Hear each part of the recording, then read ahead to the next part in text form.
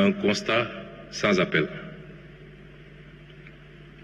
L'audit des finances publiques qui a démarré avec le rapport établi par l'Inspection générale des finances, conforté, pour ne pas dire aggravé, par l'audit de ce rapport par la Cour des comptes, et enfin par le rapport de Forvis Mazars. Cet audit, ces différents audits débouchent sur un constat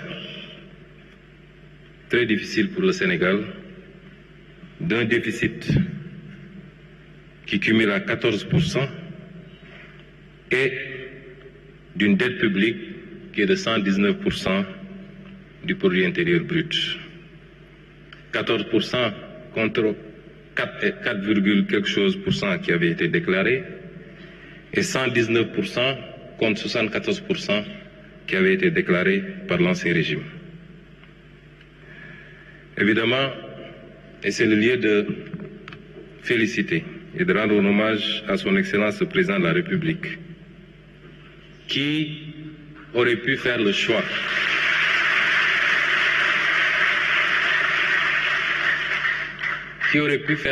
de la dissimulation.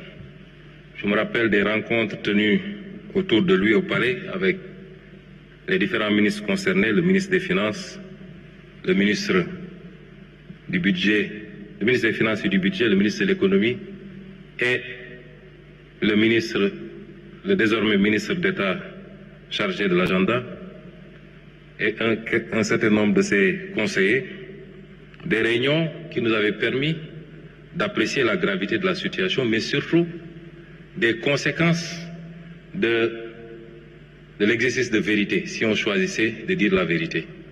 Nous en étions conscients. Et le président a dit, je ne voudrais pas démarrer mon mandat sur un mensonge, je ne voudrais pas le dérouler sur un mensonge et le conclure par un mensonge.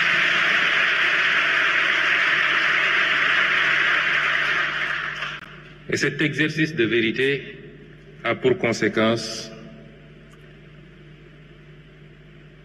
le respect difficile des engagements internationaux. Mais le Sénégal a tenu et jusqu'à présent, nous avons respecté notre signature, nous avons respecté nos engagements internationaux, sans pour autant que ça n'empêche le pays de continuer à faire face aux défis cruciaux à l'intérieur. C'est le lieu ici également de féliciter et de rendre hommage au ministre des Finances et du Budget, à toutes ses équipes,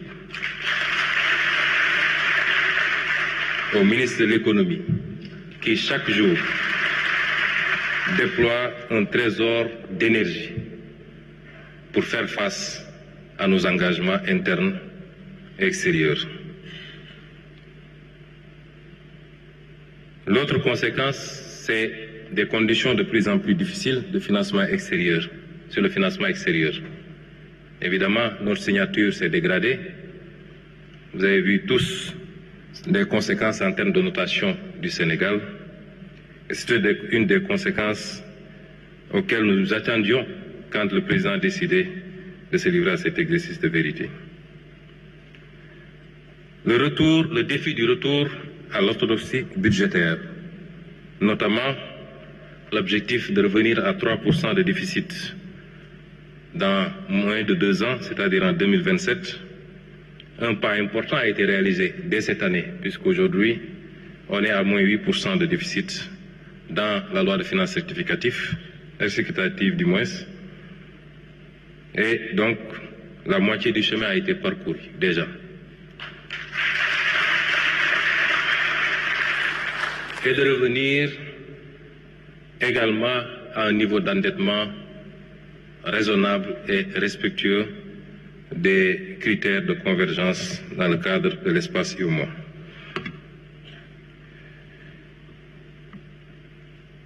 Tout ceci combiné à l'attente légitime des Sénégalais.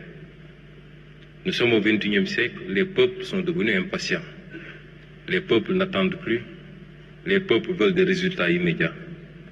Vous aurez beau leur expliquer la situation héritée. Évidemment, quand on hérite d'un legs, c'est avec son passif et son actif. Et plus le passif est lourd, plus la capacité à relancer, à réaliser est compromise. Mais c'est une réalité, les peuples sont à bon droit et légitimement impatients. Et le fait que le Sénégal soit projeté dans le top 5 des pays à plus forte croissance et peut-être le premier en 2025 en Afrique ne signifie pas grand-chose si l'on considère ce que le Premier ministre de l'économie vient de dire, que la structure de notre croissance dépouillée de la croissance, le PIB agricole et hydrocarbures, révèle des performances très faibles, voire médiocres, c'est-à-dire on ne dépasse pas les 4% de taux de croissance, ce qui pose un sérieux problème de productivité, particulièrement de l'investissement. Voilà les raisons qui nous fondent à travailler à un sursaut, à essayer de trouver des solutions. Lesquelles solutions doivent être d'abord endogènes, doivent provenir de l'effort interne produit par les Sénégalais, pour eux-mêmes. Ce plan de redressement permettra de trouver de nouvelles sources endogènes. Et dans le tableau que je vais vous présenter tout à l'heure, nous détaillerons ces ressources endogènes. Il nous permettra de retrouver les équilibres budgétaires dont j'ai parlé tout à l'heure. Il nous permettra d'accélérer la progression de notre économie. Ce plan de financement pour le redressement de l'économie est fondé sur un certain nombre de principes. D'abord, le respect des engagements internationaux, comme je l'ai dit tout à l'heure.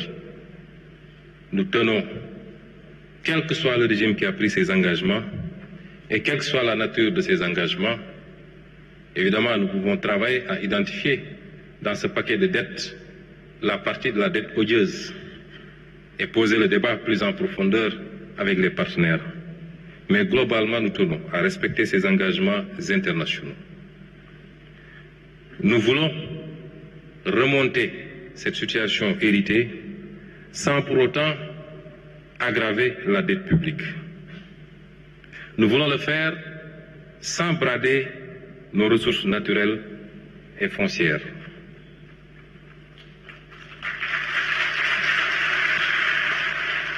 Nous voulons le faire dans une quête de souveraineté dans le secteur bancaire et particulièrement des banques à connotation publique. Nous voulons le faire sans mettre trop de taxes supplémentaires sur les investisseurs au détriment de l'attractivité de notre pays. Nous voulons le faire par un exercice de lutte contre la fraude sous toutes ses formes et nous devons le faire dans le respect de l'équité, dans la contribution financière des acteurs, règles essentielles du droit fiscal. Alors, nous avons entendu beaucoup de développement sur les plans de redressement. En quoi ce plan de redressement est différent des autres? Nous ne sommes pas remontés jusqu'en 1979 pour le PREF, qui semble être le premier plan de redressement, mais comparativement au financement du programme de résilience économique et sociale qui a été élaboré pour faire face aux conséquences de la crise de la COVID-19, dans son modèle de financement d'abord, le PRES avait été financé à 84,5% par les partenaires au moyen de prêts concessionnels, de dons et de reports d'échéance. L'État, pour un budget prévisionnel de 1 000 milliards, n'avait contribué qu'à hauteur de 102,25 milliards, soit 13%. Le PAP 2A, qui a pris le relais pour engranger les bénéfices du PRES, le PAP 2A projeté un budget de 14 712 milliards qui a fortement bénéficié, plus de 60% au moins, des ressources extérieures. Pour le présent plan de redressement, 90% des ressources sont attendues de la mobilisation de ressources endogènes sans endettement.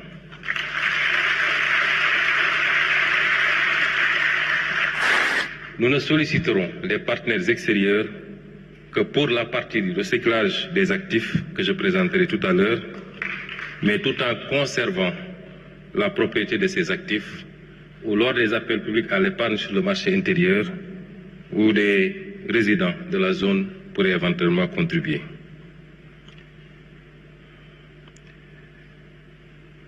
Un autre élément de comparaison, c'est que le coût du plan de redressement sera de 33% plus élevé que celui prévu dans le scénario de base, c'est-à-dire le document de programmation budgétaire économique et pluriannuel 2026-2028,